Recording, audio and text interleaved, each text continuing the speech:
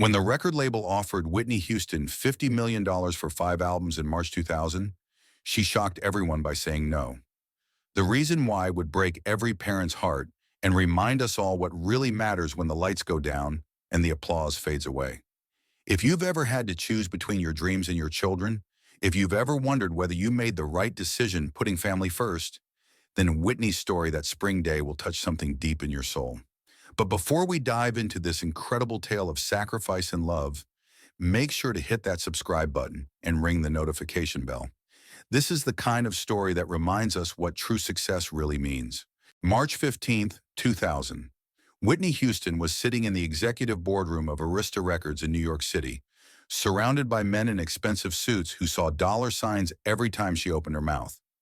At 36, she was at the absolute peak of her career. The Bodyguard soundtrack had sold over 45 million copies worldwide. I Will Always Love You had become the best-selling single by a female artist of all time, and every record label in America would have killed to have her signature on a contract. Clive Davis, the legendary music executive who had discovered her 15 years earlier, was practically glowing as he slid the contract across the mahogany table. Whitney, this is the deal of the century. $50 million for 5 albums, complete creative control, your choice of producers. We'll build you your own recording studio anywhere you want it. You'll be set for life. Whitney looked down at the contract, the numbers swimming before her eyes. $50 million. More money than her parents had ever dreamed of when she was growing up in Newark. More than enough to secure her daughter's future. More than most people would see in 10 lifetimes. But as she stared at those numbers, all Whitney could think about was 7-year-old Bobby Christina, sitting in their Atlanta mansion with her nanny, probably wondering why mommy was always flying off to meetings instead of helping her with her homework or reading bedtime stories. I need to think about it, Whitney said quietly, surprising everyone in the room. Clive Davis nearly choked on his coffee. Think about it? Whitney, this is $50 million. What's to think about? But Whitney's mind was already miles away, remembering the phone call she'd received that morning from Bobby Christina's school counselor, Mrs. Patricia Williams. Mrs. Houston Brown, I need to speak with you about Bobby. She's been acting out in class, and yesterday she told her teacher that she wishes her mommy wasn't famous so she could spend more time with her. I think it would be beneficial if you could come in for a meeting. Those words had hit Whitney like a punch to the stomach. Her beautiful, talented daughter, the light of her life, was struggling, and Whitney had been so caught up in recording sessions, photo shoots, and business meetings that she'd missed the signs. Gentlemen, I'll have an answer for you by the end of the week, Whitney said, standing up from the conference table. The room erupted in nervous chatter. Record executives began whispering urgently into their phones. Clive Davis looked like he was about to have a heart attack. Nobody walked away from $50 million. Nobody except Whitney Houston, who was beginning to realize that all the money in the world couldn't buy back the childhood moments she was missing with her daughter. What happened in the next 72 hours would change both Whitney and Bobby Christina's lives forever, and remind us all that sometimes the most important choices are the ones that cost us the most. The flight back to Atlanta felt longer than usual. Whitney sat in first class, staring out the window at the clouds below, thinking about her own childhood, and how her mother, Sissy, had tried to balance being a successful gospel singer with raising 3 children. There had been countless nights when Sissy was away performing, leaving Whitney with babysitters who didn't understand why a little girl needed her mother's voice to sing her to sleep. Whitney had promised herself things would be different when she became a mother. She would be present, involved, available. But the demands of being Whitney Houston, the voice, the icon, the brand, had slowly pulled her away from being just Bobby Christina's mom. When she walked through the front door of her Mendham, New Jersey mansion that evening, Bobby Christina was in the living room with her nanny, half-heartedly working on a puzzle. The moment she saw Whitney, her face lit up like Christmas morning. "Mommy, you're home early." Whitney knelt down and pulled her daughter into her arms, breathing in the scent of her Johnson's baby shampoo and feeling the solid warmth of the little body that depended on her for everything that mattered. "Baby girl, we need to talk," Whitney said softly. "Mommy has a very important decision to make, and I need your help." They spent the next hour on Bobby's bedroom floor, surrounded by dolls and coloring books, talking about big decisions and small moments. Whitney asked her daughter about school, about her friends, about her dreams, and with each answer, Whitney felt her heart breaking a little more. Mommy, Sarah's mom comes to all the school plays, and Jennifer's mom volunteers in the library every Tuesday. Why can't you come to my school more? I want to, baby. Mommy's just been very busy with work. But don't you make enough money already? Daddy says we have more money than we can count. Out of the mouths of babes. Whitney looked at her 7-year-old daughter and realized that this child, this precious little girl who called her mommy, didn't care about album sales or Grammy Awards or $50 million contracts. She just wanted her mother's time and attention. But the real moment of truth was yet to come, and it would force Whitney to confront a choice that would define the rest of her life. That night after Bobby was asleep, Whitney called her mother Sissy. At 66, Whitney Houston had been through her own struggles, balancing career and motherhood, and Whitney needed her wisdom more than ever. Mama, they offered me $50 million for 5 albums, but it would mean touring for the next 5 years straight. Bobby's school counselor says she's having problems, and I just feel like I'm failing her as a mother. There was a long pause on the other end of the line. When Sissy finally spoke, her voice was soft but firm. Whitney, honey, I love you more than life itself, but let me ask you something. When you're lying on your deathbed someday, what's going to matter more? That you made $50 million or that you were there when your daughter needed you most? But Mama, this could be my last big opportunity. What if my voice changes? What if the industry moves on without me? Baby girl, your voice is a gift from God, and that gift will be there whether you sign this contract or not. But Bobby Christina is 7 years old right now. Today, this minute. She's never going to be 7 again. Those moments you miss, they don't come back. Whitney felt tears starting to form. But everyone's expecting me to sign. Clive, the label, my management team. They're all counting on this deal. And what about the most important person of all? What about your daughter? What is she counting on? That question hung in the air like a prayer waiting for an answer. The next morning, Whitney made a decision that would send shockwaves through the music industry and establish her as the kind of mother every child deserves. She called Clive Davis personally and asked him to meet her for lunch at their usual spot in Manhattan. When she walked into the restaurant, she could see the expectation in his eyes. He probably assumed she was ready to sign and discuss recording schedules. Clive, you've been like a father to me in this business, and I love you for believing in my talent all these years, Whitney began, but I can't sign this contract. Clive Davis's face went white. Whitney, what are you talking about? This is the biggest deal in music history. I know what it is, and I know what it represents, but my daughter is more important than any contract, any amount of money, or any career opportunity. She needs her mother right now, and I'm going to be there for her. But Whitney, think about your legacy, your career trajectory. If you don't strike while you're hot, the industry will move on. There are younger singers coming up every day. Whitney looked at this man who had guided her career for 15 years and realized that he genuinely couldn't understand what she was saying. In his world, career always came first, family came second. Success was measured in album sales, in chart positions. Clive, my legacy isn't going to be determined by how many records I sell. It's going to be determined by what kind of mother I was to my daughter. I don't want Bobby Christina to grow up feeling like she came second to my career. I want her to know that she was the most important thing in the world to me. The conversation lasted another hour, with Clive trying every argument in the book. He talked about financial security, about artistic fulfillment, about Whitney's responsibility to her fans. But Whitney's mind was made up. She had realized something that would guide every decision she made for the rest of her life. Being successful at your career means nothing if you fail at being a parent. But the real test of Whitney's decision was just beginning, and it would challenge everything she thought she knew about sacrifice and love. Word of Whitney's decision spread through the music industry like wildfire.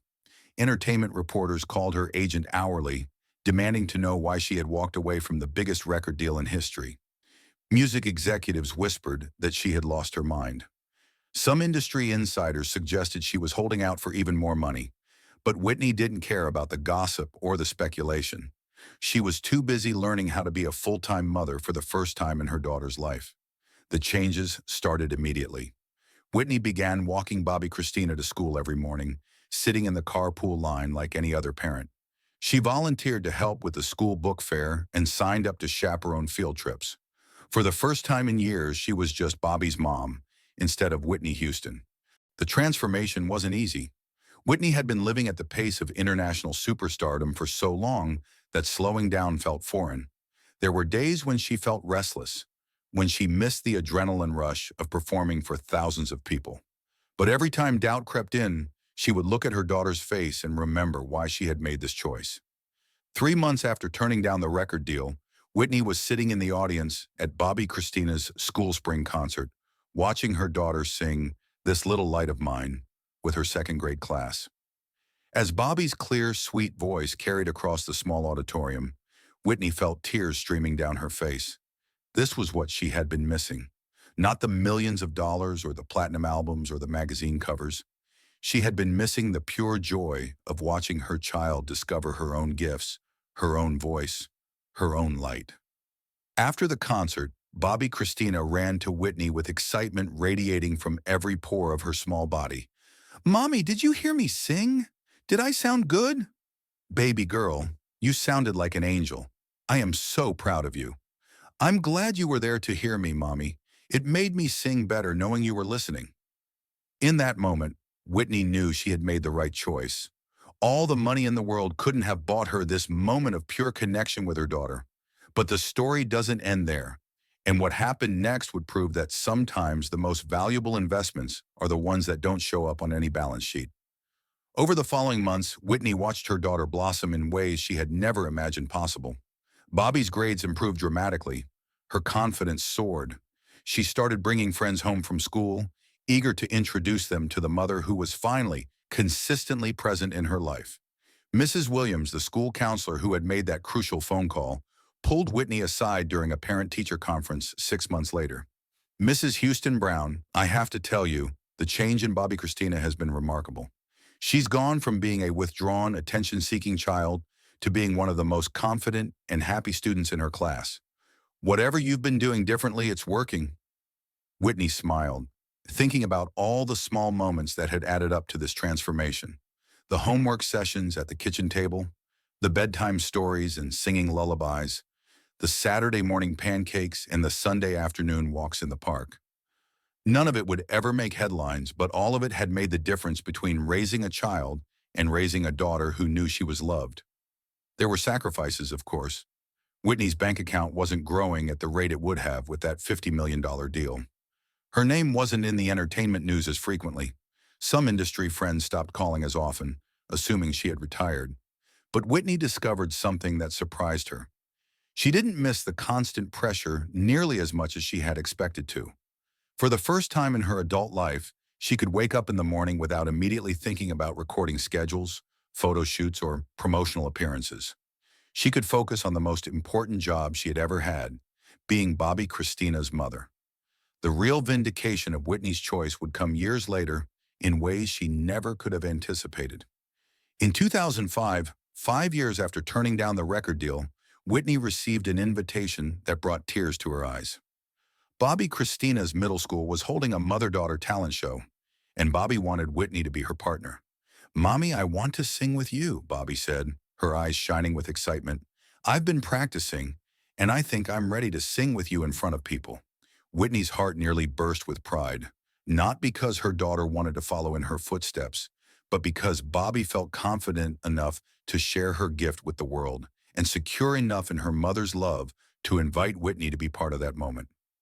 The night of the talent show, Whitney stood on the small middle school stage next to her 12-year-old daughter, both of them dressed simply in jeans and matching t-shirts. They sang "Greatest Love of All" together, their voices blending in perfect harmony. It wasn't the biggest audience Whitney had ever performed for, maybe 200 people in a school gymnasium, but it was the most meaningful performance of her career. As they sang the words, "I believe the children are our future, teach them well and let them lead the way," Whitney realized that she hadn't just sung those words thousands of times. She had lived them. She had chosen to teach her daughter well by being present, by showing up, by putting Bobby's needs ahead of her own ambitions. After they finished singing, the audience gave them a standing ovation that seemed to last forever. But the moment Whitney treasured most came when Bobby threw her arms around her and whispered, "Thank you for always being there for me, Mommy. I love you so much."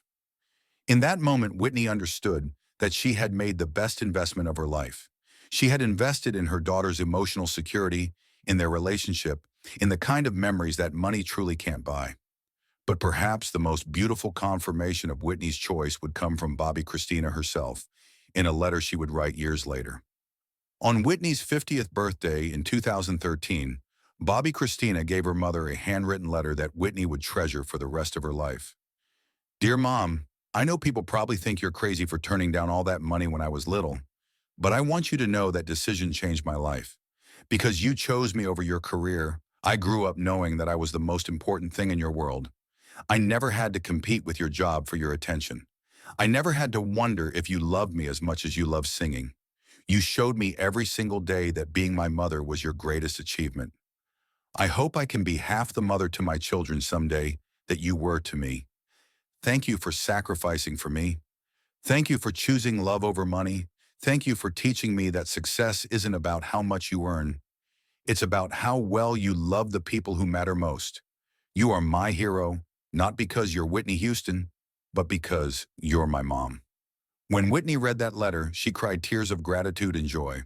She had given up $50 million in 2000, but she had gained something infinitely more valuable: the absolute certainty that she had been the mother her daughter needed her to be.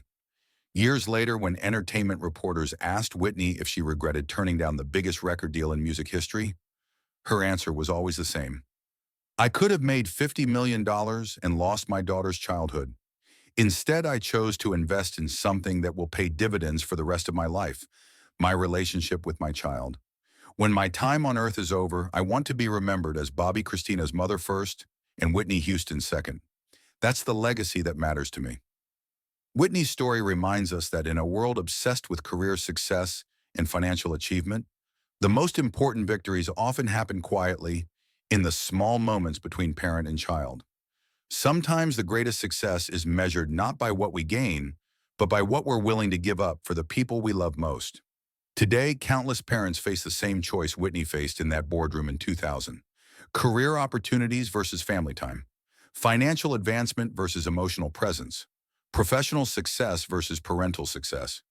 Whitney's choice reminds us that there are some things more valuable than money, more important than career advancement, more precious than professional recognition. The day Whitney chose her daughter over $50 million, she made a decision that would define her not just as an artist, but as a human being. She chose love over money, presence over prestige, family over fame. And in doing so, she gave her daughter the greatest gift any parent can give: the absolute knowledge that she was loved, valued, and prioritized above all else. If this story of sacrifice and love touched your heart, please share it with someone who might need to be reminded that the most important success happens at home. Subscribe for more stories about the choices that really matter, and let us know in the comments about a time when you chose family over career. Sometimes the most valuable thing we can give our children isn't money, it's our time. Sometimes the best investment isn't in our bank account, it's in our relationships. And sometimes the greatest success isn't measured in dollars, it's measured in love. What many people don't know is that Whitney's quiet decision in 2000 inspired a movement among celebrity mothers that continues to this day. Word of her sacrifice spread privately through Hollywood, and other famous mothers began making similar choices. Julia Roberts famously turned down 3 major film roles to be home with her twins. Reese Witherspoon restructured her entire production company around school schedules. Even today, A-list actresses cite the Whitney Houston choice when explaining why they prioritize family time over career opportunities. Whitney never sought recognition for this decision. She specifically requested that her publicists never discuss the rejected record deal, believing that true sacrifice shouldn't be used for publicity. "The moment you brag about putting your children first," she once told a close friend, "it stops being about them and starts being about you." For parents who came of age in Whitney's era, Her story serves as a powerful reminder that the choices we make in quiet moments often matter more than our public achievements. In a generation that sacrificed so much to build careers and provide for their families, Whitney's decision proves that sometimes the greatest gift we can give our children isn't financial security, it's emotional security. Every mother who ever missed a business meeting for a school play, every father who turned down overtime to coach Little League, every parent who chose presence over promotion understands the courage it took for Whitney Houston to walk away from $50 million. dollars. Her legacy isn't just in the songs she sang, but in the reminder that our children's hearts are worth more than any contract will ever be offered.